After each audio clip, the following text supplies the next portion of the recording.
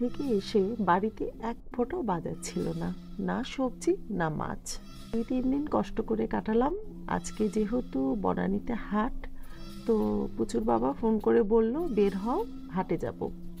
আমি তো হাটে যাওয়ার জন্য মহা খুশি, কারণ হাটেতে প্রচুর মাছ ওঠে। আবার বাজার করতে আমার তো ছোটবেলা থেকে অনেক ভালো লাগে। রিতমের একটু শরীর খারাপ, ঠান্ডাও পড়েছে, তারপরেও সাহস করে ওকে নিয়ে বের হলাম। পুচুর বাবা রিক্সা নিয়ে চলেও এসেছে, আমরা কিন্তু হাটে চলেও গিয়েছি। এত বড় হাট! হ্যালো এভরিওয়ান, কেমন আছেন সবাই? আশা করছি ভালো আছেন। আজকের ভিডিওটা কিন্তু এখান থেকেই শুরু করছি। এই যে হাটে চলে এসেছি, এত মাছ উঠেছে, চারিদিকে শুধু মাছ আর মাছ। আমার ছেলে তো হাটে এসে প্রচুর খুশি, কারণ সে মাছ দেখতে অনেক পছন্দ করে। তো দেখা যাক কি মাছ কেনা যায়। মাছ তো মনে হচ্ছে সবই কিনি, কিন্তু কি করব, অত মাছ কি কেনা যায়? তার মধ্যে আবার রাজশাহী যাওয়ার কথা আছে। যদি যাই তাহলে তো মাছ বেশি দিন ফ্রিজে থাকলে নষ্টও হয়ে যায়। সেজন্যই এই 2-1 রকমের মাছ নিব। তো চিতল মাছ দেখে এত ভালো লাগলো, আর খেতেও কিন্তু আমার অনেক মজা লাগে, কাটা যতই হোক। তাই একটা চিতল মাছ কিন্তু কিনে নিয়েছি। আর চিতল মাছের মুইঠা খেতে তো ভালোই লাগে। আমি যে কোনোদিন অবশ্য বানাইনি, ভাবছি যে চিতল মাছটা যেহেতু নিলাম তাহলে একটু বানিয়ে দেখব।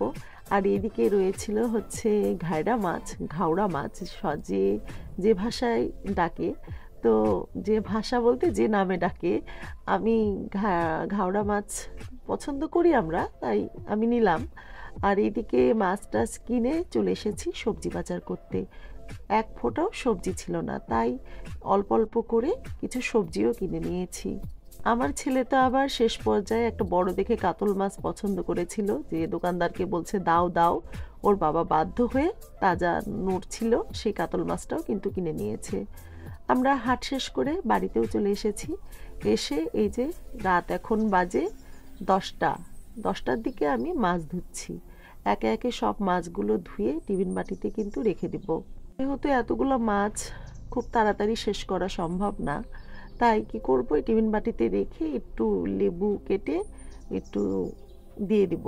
আর লেবু দিলে গন্ধটা কিন্তু ফ্রিজের যে গন্ধটা, সেই গন্ধটা আসে না। আর এইদিকে কাতল মাছটাও ধুয়ে নিচ্ছি। কিনতে যত ভালো লাগে, মাছ কাটতে তো এখন কষ্ট হয় না, কাটা তো বাজার থেকেই কেটে দেয়। কিন্তু মাছ ধুয়ে আবার সেই টিফিন বাটিতে ভরো, তারপরে ফ্রিজে ভরো, ঠান্ডার মধ্যে মাছ ধোয়া, এই ঠান্ডা জলে কত যে কষ্ট, যে ধুচ্ছে সেই বুঝছে। আমি এতগুলো মাছ ধুয়ে পরিষ্কার করে এখন টিফিন বাটিতে সাজিয়ে তারপরে ফ্রিজে তুলবো।